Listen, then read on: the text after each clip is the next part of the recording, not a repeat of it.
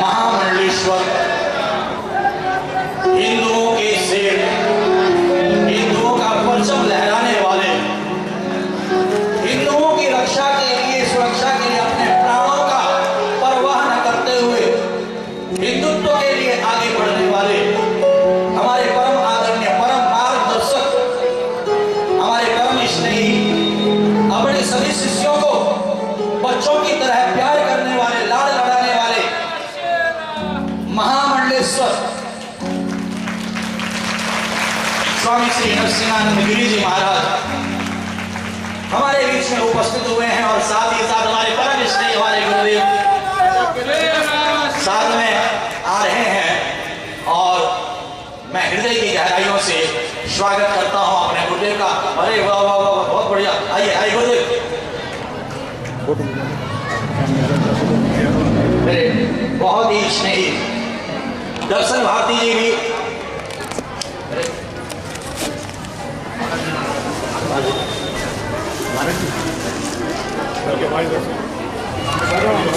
हाँ, हमारे अमृतानंद गुरु जी महाराज मेरे को बहुत गुरु जी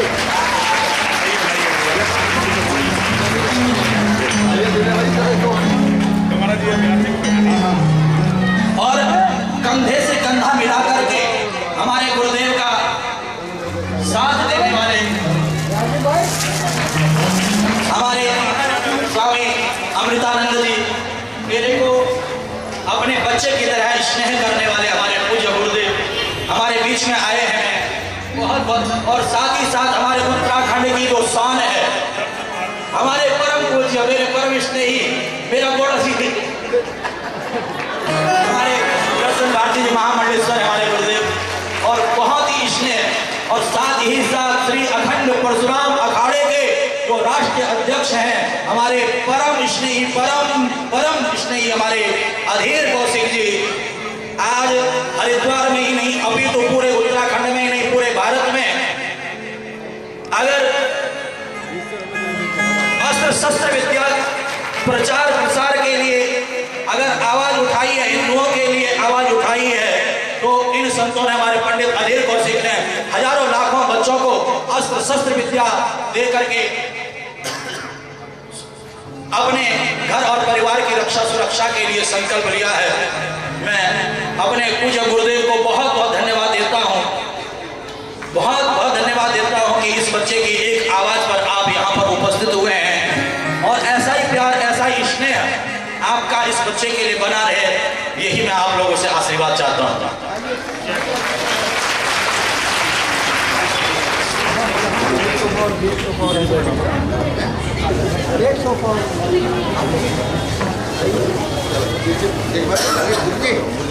आओ बैठे आओ, नहीं आना सोफे पे तो जाने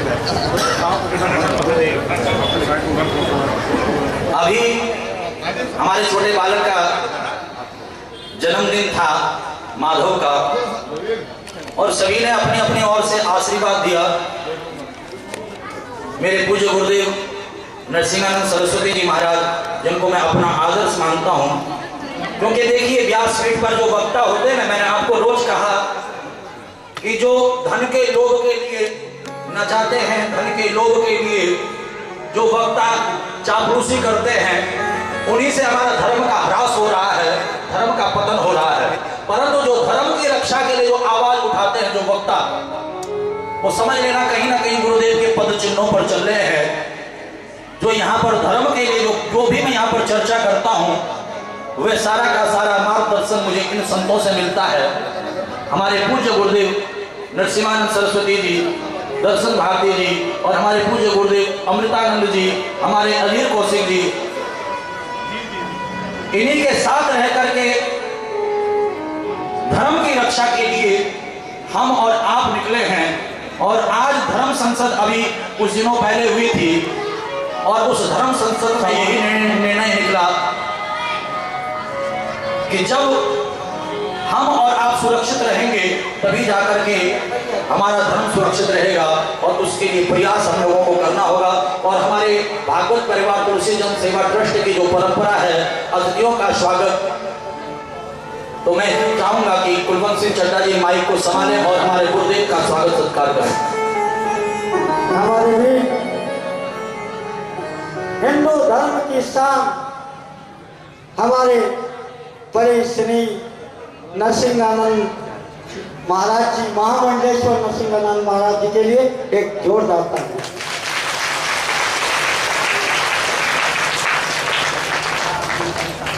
जिन्होंने वो कर दिखाया है जिसकी हमें उम्मीद नहीं थी, ऐसा नाम हमारे देश में रोशन किया हमारे नरसिंहानंद महाराज जी ने। एक बात जोरदार ताली। अपने धर्म को मजबूत करने के लिए, अपने धर्म की लड़ाई लड़ने के लिए आज अगर हिंदुस्तान में नाम लिया जाता है तो हमारे नरसिंहानंद महाराज जी का। मैं अपने भागवत परिवार के अध्यक्ष जी से कहूंगा कि पगड़ी पहना करके और एक पट्टा पहना करके गुरुदेव का अभिनंदन और स्वागत इस पावन होली पर।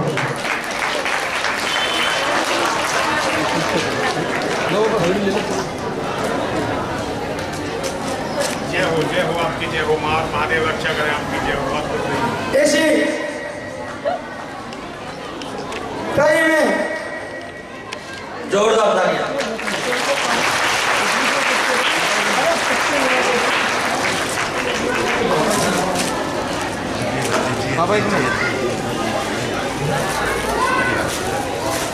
इसी कड़ी में हिंदू धर्म का अलग जलाने का काम कर रहे हैं हमारे आदरणीय स्वामी नरसिंहानंद महाराज जी, महामंडलेश्वर। उनके लिए भी एक जोरदार ताली। दर्शन भारती जी, दर्शन भारती जी महाराज ये महामंडलेश्वर बनाते हैं। हमारे उत्तराखंड की शान है, जान है, प्राण है हमारे। महामंडलेश्वर बन जाते हैं। ये तो क्यों महाराज जी? मैं आदरणीय महामंत्री रामपाल रावत जी से कहूँगा पगड़ी पहना करके, पट्टा पहना करके स्वागत करें।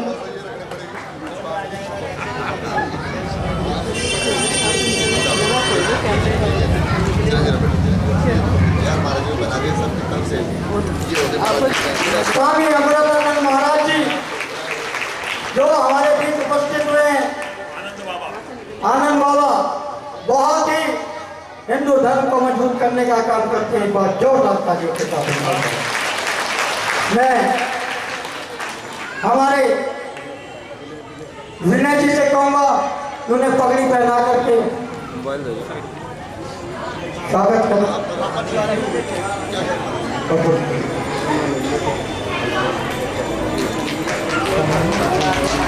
तो हमारे परशुराम अखाड़े के राष्ट्रीय अध्यक्ष, हमारे मार्गदर्शक, हमारे बड़े भाई हमेशा जब हमें कहीं उनकी जरूरत पड़ती है तो हमेशा हमारे साथ खड़े रहते हैं। ऐसे भागवत परिवार के सबसे मजबूत एकदम मेरे परम आदरणीय अधीर कौशिक जी। मैं नेताराम जी से कहूँगा कि वो आए और गुरुदेव को पट्टा पहना करके उनका स्वागत करें।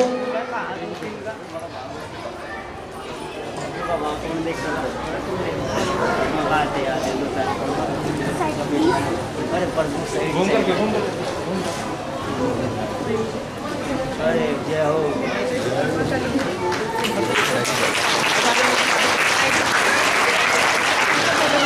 अब इसी कड़ी में भागवत परिवार का संस्थापक होने के नाते मैं भी अपने संतों का आशीर्वाद दूंगा। गुरुदेव इनका परिचय मैं आपको देता हूँ, आप तो जानते ही होंगे, फिर भी हमारे कुलवंत सिंह चड्ढा जी बचपन से ही समाज सेवा में निकले हैं और इनका संकल्प था कि मैं समाज सेवा के लिए शादी तक नहीं करूंगा। परंतु गुरुदेव आपका जो मार्गदर्शन मिला है उस मार्गदर्शन को देखते हुए कल ही इनसे प्रतिज्ञा करवाई कि आप ब्याह जरूर करेंगे, क्योंकि गुरुदेव का जो मार्गदर्शन रहता है कि हिंदू हमेशा घट रहे हैं और प्रत्येक हिंदू को अपने घर में 4-4, 5-5, 6-6 संतान को जन्म देना ताकि हिंदुत्व बढ़ सके, हिंदू बच सके। और यही गुरुदेव के संस्कारों के मार्गदर्शन पर चलते हुए अगर हमने कहा हमारे चड्डा जी अगर कुमारे रह गए तो फिर महाराज जो है फिर तो गड़बड़ हो जाएगा। और गुरुदेव आप आशीर्वाद दीजिए हमारे चड्डा जी को। हाँ, आने वाले टाइम पर ये विधायक के रूप में आपका आशीर्वाद प्राप्त करें। बहुत बढ़िया। अरे वाह। हमारी गुरुदेव प्रबल इच्छा है कि हमारे चड्डा जी एक समय कथा करवाएं, जो विधायक के रूप में कथा करवाएं और पूरी के पूरी उत्तराखंड की जनता उस कथा को लाइव दर्शन आस्था चैनल पर, संस्कार चैनल पर करे, पूरा विश्व उस कथा को देखे। ऐसे हमारे कुलवंत सिंह चड्डा जी, हमारे राजीव शर्मा जी, हमारे रामपाल जी, हमारे दीपक जी और ये पूरी टीम है। और ये माताएं जो है यहाँ पर, ये पूरी माताओं की टीम एक टीम की तरह कार्य करती है। अब मैं परशुराम अखाड़े के राष्ट्रीय अध्यक्ष से कहूँगा कि वो 2 शब्द कहें, उसके बाद गुरु जी का मार्गदर्शन लेंगे। आ जाओ भाई जी। बात करें महाराज, जो कुछ तुम्हारे पास है। सबसे पहले हमारे परम स्नेही अधीर जी, उसके बाद दर्शन भारती जी, उसके बाद अमृतानंद जी और फिर हमारे गुरुदेव। देखो देखो कौन आया, हिंदुओं का शेर आया। सब बोलेंगे एक बार, देखो देखो कौन आया, हिंदुओं का शेर आया। देखो देखो कौन आया, हिंदुओं का शेर आया। आप लोगों की आवाज नहीं आ रही है। देखो देखो कौन आया, हिंदुओं का शेर आया। देखो देखो कौन आया, हिंदुओं का शेर आया। इधर वाले नहीं बोलने, क्या बात हो गई? देखो देखो कौन आया, हिंदुओं का शेर आया। देखिए अगर हमारे गुरुदेव जैसे शेर, हमारे अमृतानंद जी जैसे, दर्शन भारती जैसे, अधीर जी जैसे और हमारे जो बब्बर शेर हमारे गुरुदेव अगर ना हो तो महाराज हम लोगों का दुर्भाग्य, हम लोग नहीं जी पाएंगे। चलिए हमारे अधीर जी। हेलो, नमन करता हूँ व्यासपीठ पर विराजमान व्यास जी का, जो मुखारबिंद से आपको कथा का समुद्र अपना मन और अपनी वाणी से रसमयी कथा का आप सबको आनंद और भक्ति रूप जो उनकी अमृत वर्ष है वो श्रवण कर रहे हैं। व्यासपीठ को नमन करता हूँ। पूज्य गुरुदेव महाराज जी के चरणों में नमन बंदन। मैं तो कोई वक्ता नहीं हूँ, लेकिन यह है कि महाराज जी के साथ रह रहकर कुछ बोलना सीखो। हमारे किसी भी ग्रंथ में, किसी भी पुराण में ठुमकना नहीं पता। मन का रास, मन का क्या रास है? जब कथा में अमृत वर्ष और आनंद नहीं है, मन का नित्य। आप बैठे, आप झूम रहे, वही नित्य है, वही मन का रास है, वही आपका नाचना। ये चीज है। कथा को ध्यान से सुनिए। अगर 2 क्षण आप मन लगाकर कथा को श्रवण करते हैं तो आपके पितर को मोक्ष प्राप्त होता है। और आप तो बड़े सौभाग्य हैं जो हरिद्वार मोस्ट टाइम्स की गंगा जी, अमृत जल और अमृत रूपी मई गंगा जी के दर्शन करते। ये बड़े सौभाग्य होता है जिनको तट पर रहने का, अपना मकान बनाने का और यहाँ रहने का सौभाग्य प्राप्त होता है। ये तो आपकी महानता, आपके पूर्वजों की महानता, जो उन्होंने आपको हरिद्वार जैसे तीर्थ नगरी में, ये देवताओं का स्थान है जहां आप रह रहे हैं। मेरे तो आपसे निवेदन है कि आपके बिना कथा नहीं और व्यास जी के बिना कथा नहीं। तो आप दोनों का तालमेल होना चाहिए। भजन पे जो नृत्य करते हैं वो हम अपने धर्म को, अपने धर्म पे नहीं चल रहे, क्योंकि ठुमकना हमारे धर्म में नहीं है। मैं तो बार बार हर कथा में, हर अपने आयोजन में ये कहता हूं कि जो शोभा यात्रा में अपने इष्ट देवता बोलना चाहते हैं उनका विरोध करिए, क्योंकि इष्ट देवता पूज नहीं होते हैं, उनकी पूजा चाहिए, ठुमकना नहीं चाहिए। यही मेरा आपसे भाव है। किसी को अगर मेरी बात बुरी लगती तो हाथ छोड़ के क्षमा, क्योंकि जो हमने सीखा गुरुदेव के सानिध्य में वो चीज ही हम रखते हैं। सनातन धर्म कैसे बढ़े इस पर मंथन कीजिए। सत्य सनातन धर्म की, सत्य सनातन धर्म की, सत्य सनातन धर्म की।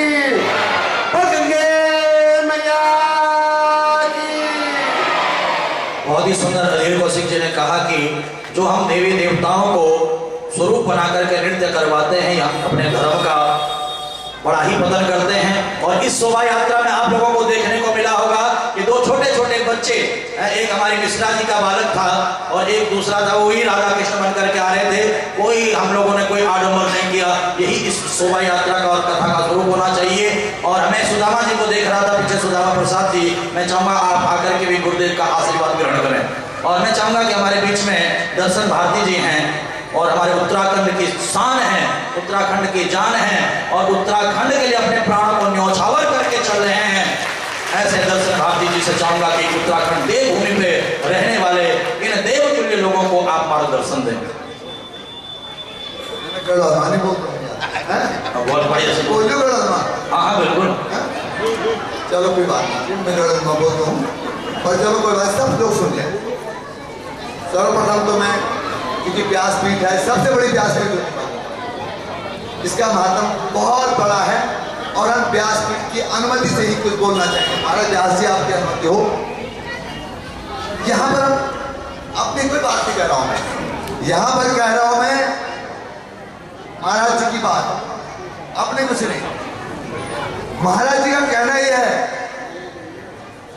कि आप लोग कितनी बड़ी संख्या में बैठे हुए हैं और आज मुझे पहली ऐसी व्यासपीठ मिली जिस व्यासपीठ पर हिंदुत्व सनातन के लिए कुछ करने की बात कही गई। इसलिए व्यास जी की जिंदाबाद बोलो, व्यास जी की जय जयकार बोले, व्यास जी की जय जयकार बोले। आप सच कह रहा हूं, बहुत व्यासपीठ देखी, परंतु इस तरह से खुलेआम सनातन के लिए एक प्रहरी के रूप में व्यास जी मैं आपको नमन करता हूं और पता नहीं कितने योद्धाओं का आप पैदा करोगे इस सनातन की रक्षा के लिए। बोलिए व्यास जी महाराज की, बोलिए व्यास जी महाराज की। मेरी सब बहनें बेटियां बैठी हुई हैं, व्यास जी कह रहे हैं आपसे और महाराज जी कह रहे हैं कितने बड़ी संख्या में आप लोग, परंतु कभी हिंदुत्व के लिए सड़कों पर निकलना सीखिए। कभी हिंदुत्व पर कोई आक्रमण होता है तो मेरी बहनों, मेरी बेटियों, आपको सड़क पर उतरना पड़ेगा, तभी सनातन बचेगा। और एक बात ध्यान रखना, हर मां, हर बहन अपने परिवार में एक सैनिक तैयार करना, एक सैनिक हिंदुत्व के नाम का। अगर जब ये हिंदुत्व नहीं रहेगा, सनातन नहीं रहेगा, तो आपकी आने वाली पीढ़ी कुछ नहीं रहेगी, खत्म हो जाएगी।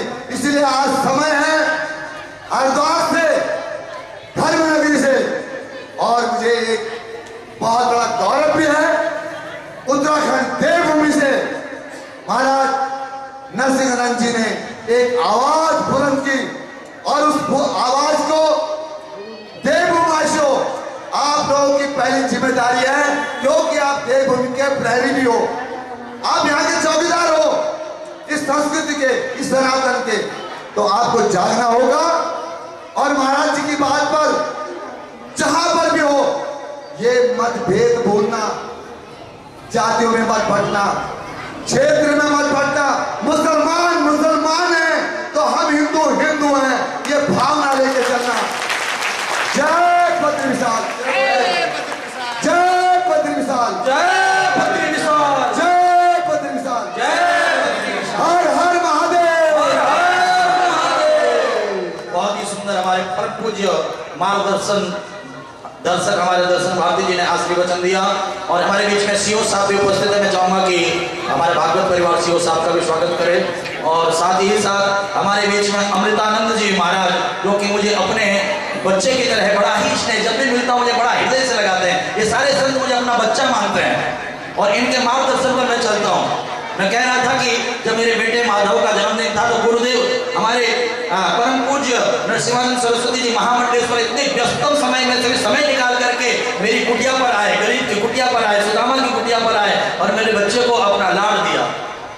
पूरा यूट्यूब फेसबुक पर सब लोगों ने देखा, सबको बड़ा आश्चर्य हुआ, गुरुजी आपके यहाँ, गुरुजी आपके यहाँ।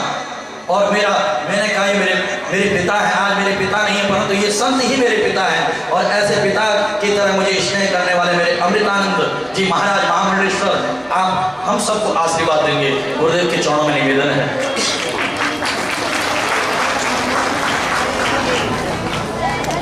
नारायण नरम चैव नरोत्तमं देवीं सरस्वती व्यासं ततो जयमुदीरये। कृष्णाय वासुदेवाय हरे परमात्मने प्रणतक्लेशनाशाय श्री गोविंदाय नमो नमः। परम पूज्य हमारे सचमुच हृदय स्वरूप और केवल यहीं के नहीं बल्कि भारतवर्ष के प्रिय श्री पवन कृष्ण व्यास जी महाराज सचमुच ये केवल कथा नहीं कहते हैं, कथा के सार को स्थापित करते हैं। आपके श्री चरणों में मेरा कोटि कोटि वंदन है। महामंडलेश्वर यति श्री नरसिंहानंद गिरी जी महाराज, जैसा कि अभी आपने सुना, अब तक के भारतीय इतिहास में सनातन धर्म की रक्षा के लिए जो अपने सिर की कीमत इतनी बड़ी लगी है, आज तक के इतिहास में किसी की सिर की कीमत नहीं लगी। इतनी बड़ी बलिदान देकर भी एक साधारण अपनों के बीच में इतना सिंपल जीवन के साथ आते हैं तो सहज में इनके साथ हृदय जुड़ता है। आप लोग अनुभव कर रहे होंगे कि महाराज जी के चरणों में दंडवत प्रणाम। हमारे बद्री विशाल के परम कृपा पात्र देवभूमि के संरक्षक दर्शन भारती जी महाराज, अधीर कौशिक जी, मैं सोचता हूँ कि 2-3 मिनट कथा गुरुदेव आपका आशीर्वाद। अधीर कौशिक जी हैं। अब अधीर कौशिक जी की कथा सबका सम्मान, मैं एक कौशिक संहिता में एक भागवत की महिमा है, उसी से सुना। दोनों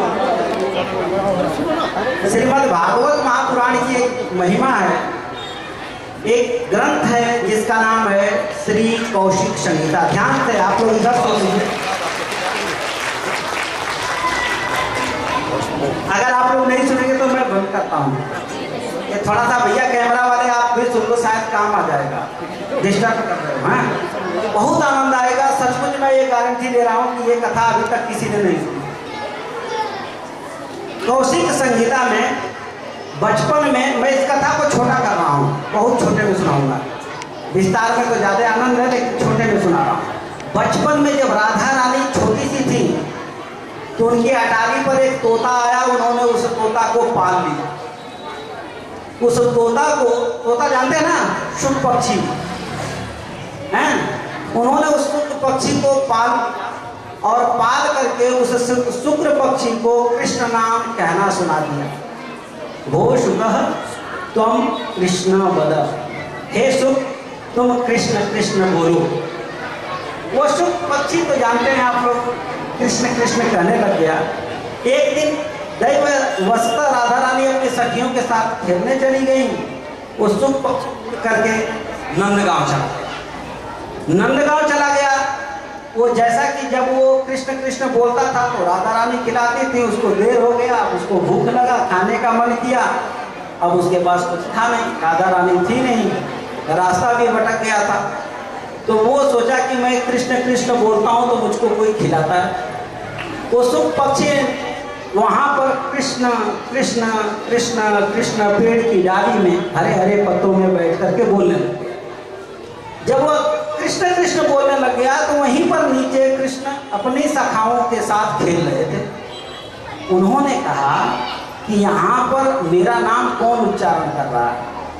उस तोता शुक पक्षी क्या एक और विशेषता होता है कि वो जो उसको सिखाता उसकी आवाज भी पकड़ लेता है।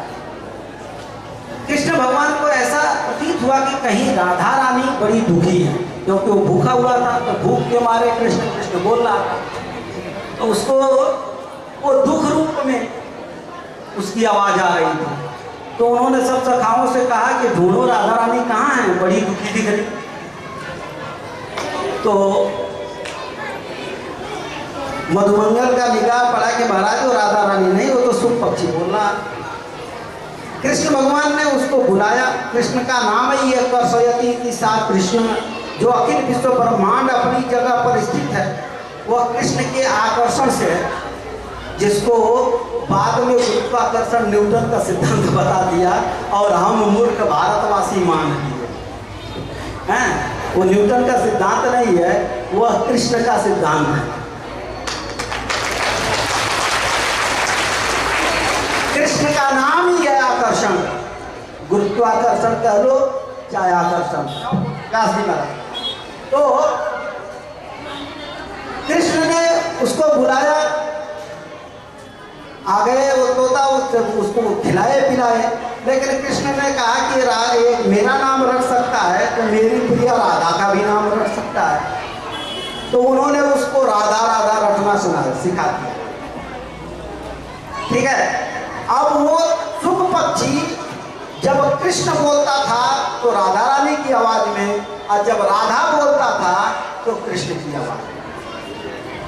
ये लीला चलती रही। जब श्री कृष्ण भगवान ब्रज छोड़ करके मथुरा और द्वारिका की लीला में चले गए तो राधा रानी उस सुख पक्षी को इसी श्रीमद् भागवत महापुराण को रटाया। ध्यान से सुनना है आप लोग जो कथा सुन रहे हैं।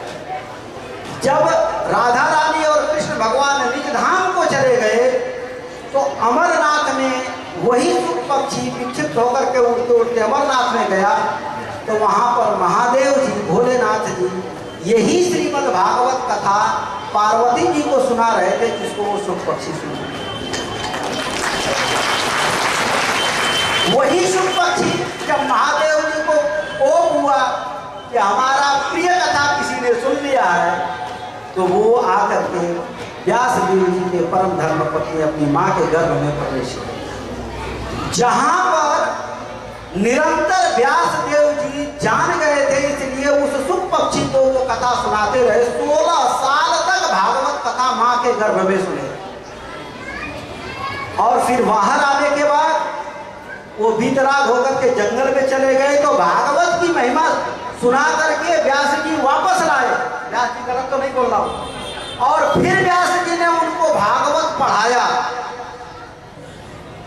फिर शुक जी बद्री विशाल के ऊपर शुक्र ताल है, शुक्र कुंड है, जहां पर सुखदेव जी जाकर के बहुत काल तक भागवत का चिंतन किए।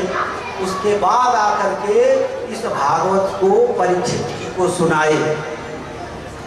अभी हमारे कौशिक जी कह रहे थे, हमारे व्यास जी बोले कि भागवत नाचने गाने की चीज नहीं है, लेकिन मैं कह रहा हूं कदाचित कोई नाचे गाए तो ठीक है, लेकिन नपुंसकता भागवत नहीं सिखाती। हर हर महादेव। अच्छा एक बात बताओ, कोई कमजोर आदमी नाचेगा गाएगा कि ताकतवर? जिसके घर में रोटी वोटी ना हो, शरीर में जान ना हो, चारों तरफ से शोक से ग्रसित हो, वो नाचेगा गाएगा? कौन नाचेगा गाएगा?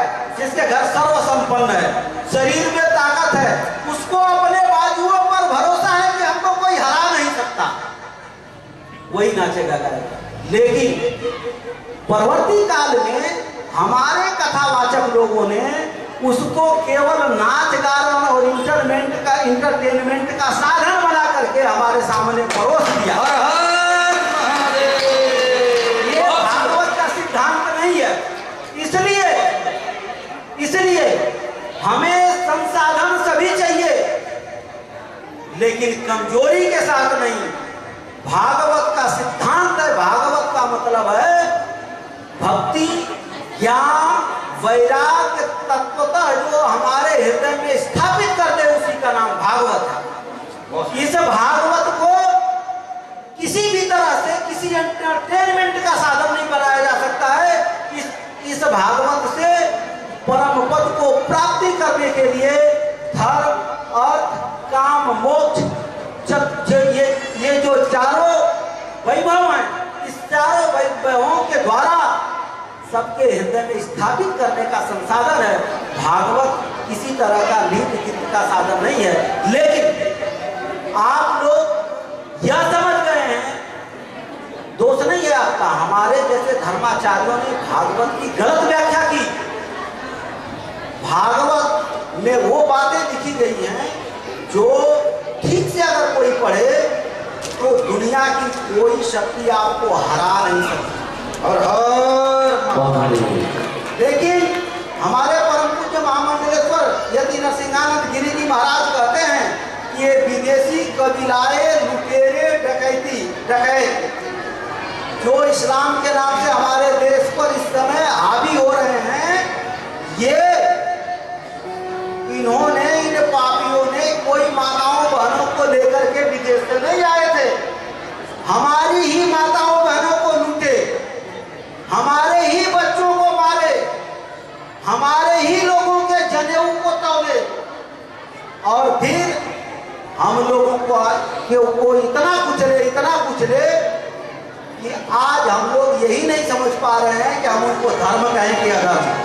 इसलिए हम लोग इस भागवत कथा की ठीक महिमा को समझ करके हमारे परम पूज्य व्यास पवन कृष्ण शास्त्री जी महाराज जो बात बता रहे हैं वो दूसरे व्यास लोग नहीं बताएंगे। इस बात को समझते समझते ठीक से समझिए और अपने घरों में स्थापित करिए। माताएं बहनें अपने बच्चों को यही ज्ञान दीजिए जो शास्त्री जी बता रहे हैं। बस इसी के साथ परम पूज्य व्यास जी को और भागवत महाप्रभु को प्रणाम करते हुए, संतों को प्रणाम करते हुए और आप लोगों को प्रणाम करते हुए कि आप लोग अब धर्म के लिए कथा सुन रहे हैं, इसलिए आप सब लोगों का बहुत अभिनंदन करते हुए बहुत ही सुंदर हमारे परम पूज्य गुरुदेव अमृतानंद जी महाराज जी ने, हमारे महामंडलेश्वर जी ने आप लोगों को संदेश दिया। नवधा भक्ति है भागवत में, श्रवणम कीर्तनम विष्णु स्मरणम पाद सेवनम अर्चनम वंदनम दास्यम सख्यम आत्मनिवेदनम। परंतु हर चीज की एक मर्यादा होती है, हर चीज की एक सीमा होती है। श्रवण की भी मर्यादा है, कीर्तन की भी मर्यादा है, स्मरण की भी मर्यादा है। अब मैं निवेदन करूंगा,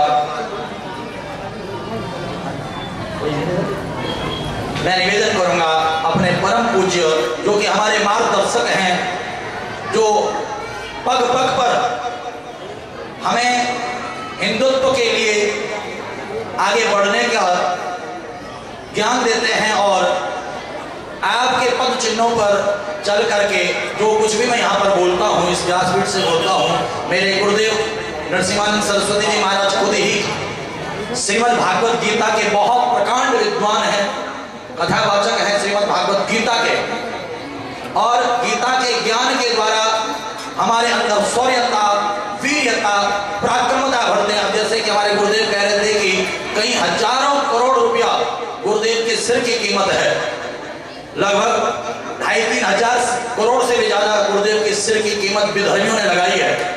पर फिर भी गुरुदेव देखिए, एक छोटे से निवेदन पर, एक छोटे से इस दास के निवेदन पर गुरुदेव हमारे बीच में चल करके आए हैं। जोरदार तालियां हमारे गुरुदेव के लिए।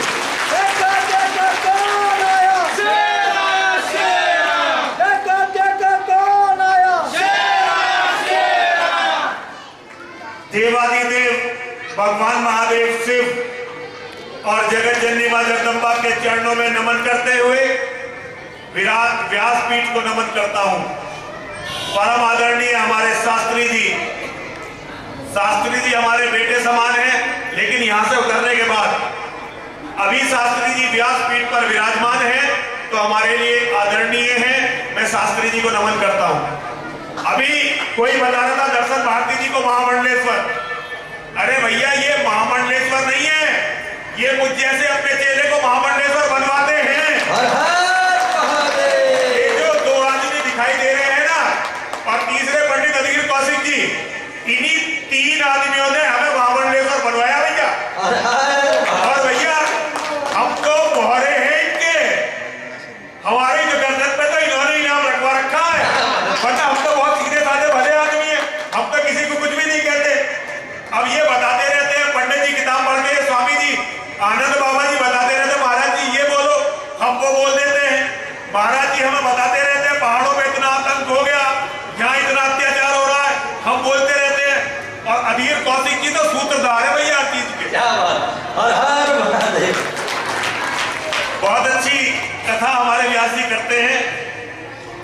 पंडित जी का आग्रह है कि कुछ कविता सुनानी है। मैं दूसरे कवियों की कविताएं सुनाता रहता हूं, तो पंडित जी की बात को तो टाला नहीं जा सकता भैया।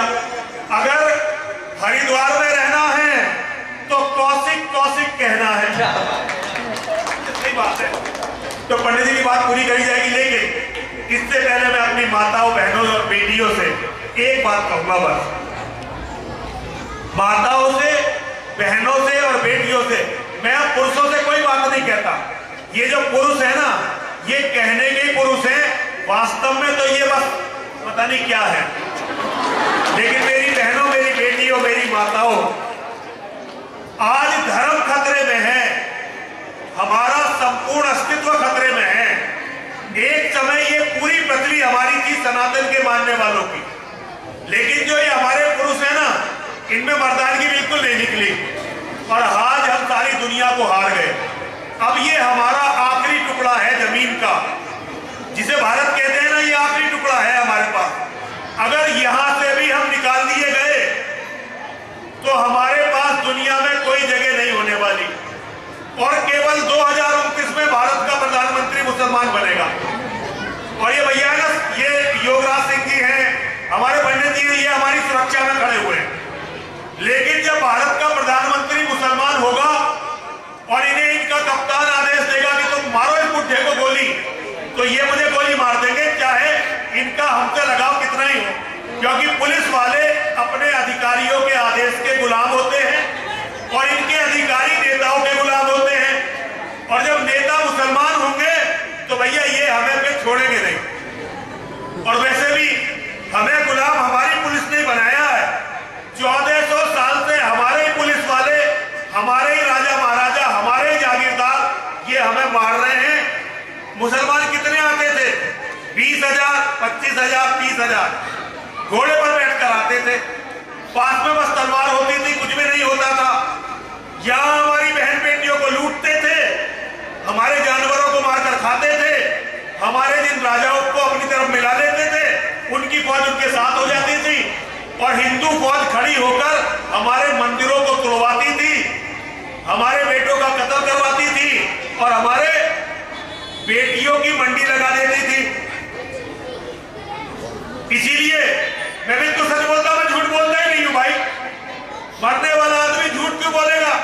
मुसलमानों ने तय कर रखा है मानव इतिहास में, जैसे महाराज जी बता रहे थे, हमारे सर की सबसे ज्यादा कीमत है, किसी भी दिन हमारा कत्ल होने वाला है, तो मरने वाला आदमी झूठ क्यों बोलेगा? मैं आपसे बिल्कुल सच बोल रहा हूं, आपके नेताओं ने, चाहे वो किसी भी पार्टी के हो, आपको बहुत बड़ी मुसीबत में डाल दिया है। इस मुसीबत से केवल मेरी माताएं, बहनें, बेटियां हमें बचा सकती हैं और बचाने का तरीका है अपने परिवार को मजबूत करो। और परिवार तुम ये मत सोचो परिवार पैसे से मजबूत होते हैं। कभी ये सोचने लगी हो आज जाते ही घर में जो है पक्का करवा देंगे, 500 गज की कोठी को 1000 गज की करवा देंगे, उससे कुछ नहीं होता। कोठी चाहे 500 गज की जगह 50 गज का मकान हो, लेकिन रहने वाले उसमें 15 नहीं जरूर हो। पता चला कोठी तो हो गई 500 गज की, रहने वाले हो गए बुढ़े, बुढ़िया, 2 कुत्ते और उनका नौकर। तो ऐसी कोठी में लग जाए आग, और लग जाएगी। इससे अच्छा है 50 गज में मकान बनाओ, 3 मंजिल खड़ी कर लो, अपने सास ससुर को अपने साथ रखो, घर में कम से कम 5 या 6 बाल गोपाल हो, बच्चे हो कम से कम 5 या 6। भाई ये समझ लो, एक बच्चा होने से तो बच्चे का ना होना अच्छा है, ये हमारा वेद कहता है। दुनिया में महाभारत में, और ये समझ लो, जिन्होंने एक बेटा पैदा किया है ना, जिन माँ बाप ने एक बेटा पैदा किया है, वो माँ बाप तो राक्षस हैं, सांप हैं। वो मां नागन से कम मत मानो जो केवल एक बेटा पैदा करते। मान लो किसी का नहीं हुआ तो अलग बात है, लेकिन किसी ने अपनी मर्जी से केवल एक बेटा पैदा किया, ऐसी मां को औरत मत मानना, उसे मानना कि वो नागिन है जो अपने बच्चों की मौत का कारण बनेगी। और व्यासपीठ पे बैठ के कह रहा हूं, मैं यहाँ पे कथा में कह रहा हूं, झूठ नहीं बोल रहा। तो भैया अपने परिवार को बचाने के लिए परिवार को मजबूत करो। मेरी जो भी माताएं, जो भी बहनें, जो भी बेटियां बच्चे पैदा कर सकती हो, अभी और बच्चे पैदा करें। और जो बच्चे पैदा नहीं कर सकती, हंसने की बात बिल्कुल नहीं कर रहा, बहुत ही गंभीर बात बता रहा हूं आपको। देखो, मैं बाबा हूं आपका, और अपनी बेटियों से ये बात करते हुए मुझे अच्छा नहीं लग रहा, लेकिन इतना खुल के मेरे सिवा कोई भी आपसे ये बात नहीं करेगा, इसलिए मुझे करनी पड़ रही है। और जो मेरी जो माताएं, मेरी जो बहनें, मेरी जो बेटियां इस उम्र को पार कर गई हैं, वो अपने घर में अपनी बेटियों से, अपनी बहुओं से, और जहां भी बैठे कहें कि भाई जो गलती हमने कर दी वो गलती तुम मत करना, जो गलती हमने कर दी वो गलती तुम मत करना। कम से कम हर औरत के 3 या 4 बेटे होने चाहिए और 1 बेटी जरूर होनी चाहिए। और भैया सुनो, मैं तो कह के मर जाऊंगा। अगर हिंदुओं ने मेरी बात नहीं मानी तो बचेगा तुम में से कोई नहीं फिर। और ये मैं झूठ नहीं बोल रहा, बिल्कुल सच बोल रहा हूं।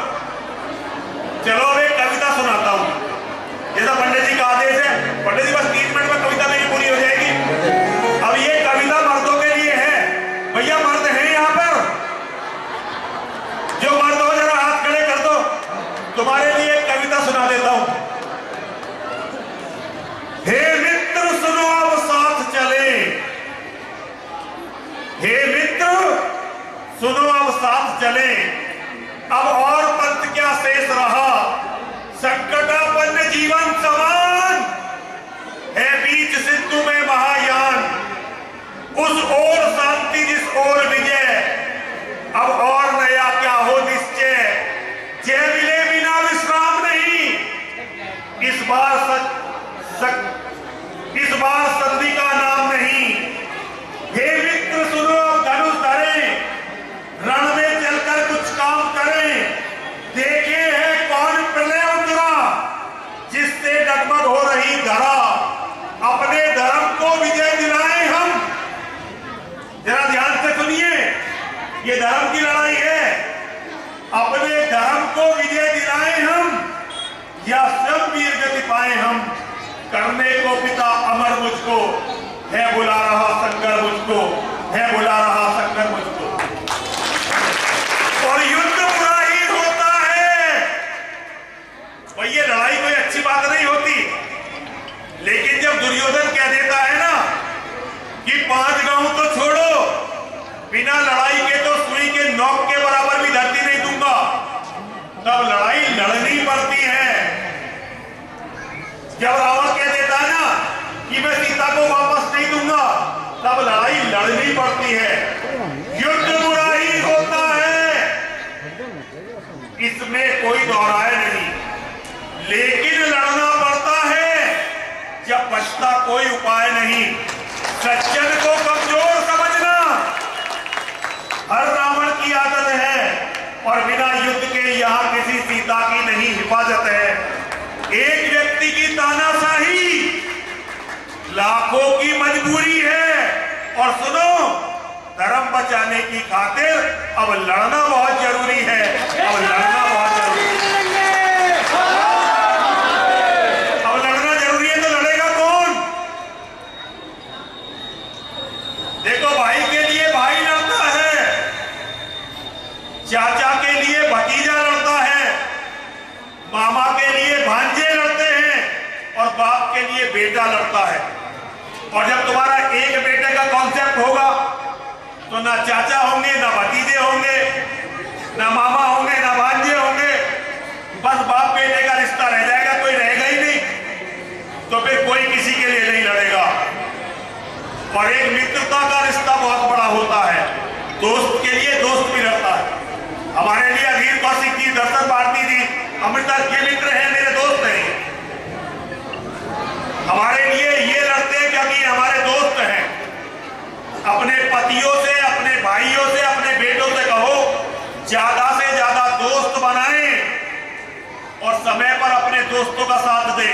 हिंदुओं की औरतें अपने पतियों को क्या करती है, अपने घर में घुसा के रखती है, फिर बेटों में भी यही गंदी आदत आ जाती है। तो जब जरूरत पड़ती है कोई किसी का साथ नहीं होता।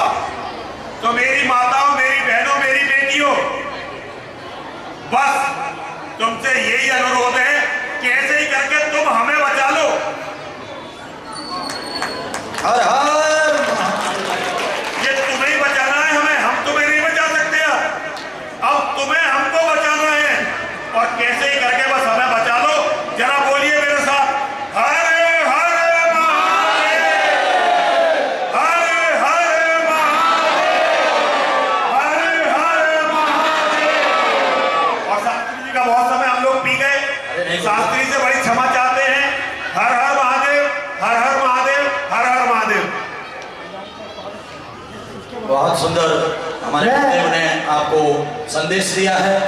आप इस व्यासपीठ से हमारे गुरुदेव का जो आशीर्वचन है इसे अपने जीवन में जरूर धारण करना, तभी आप सुरक्षित रह सकते हो, तभी आपकी आने वाली पीढ़ियां, आपके बच्चे सुरक्षित रह सकते हैं। सभी लोग बैठे रहेंगे, इसके बाद थोड़ा सा गुरुदेव का स्वागत, उसके बाद गोवर्धन पूजन और 56 भोग भी आप लोग लेकर के जाएंगे। सब लोग थोड़ा सा शांति बनाए रखें। सब प्रथम मैं रेणु शर्मा जी से कहूँगा कि वो आए, गुरु जी का आशीर्वाद लें।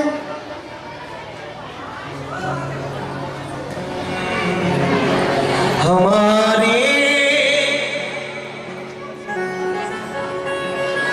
अब मैं अप्सरा जी से कहूँगा, हंसिका जी से कहूँगा, सरिता जी से कहूँगा, राजेश जी से कहूँगा, एक एक करके। भागवत परिवार की सभी पदाधिकारी कृपया यहाँ आ जाएं, स्वागत करते जाएं क्रमवार, एक एक करके।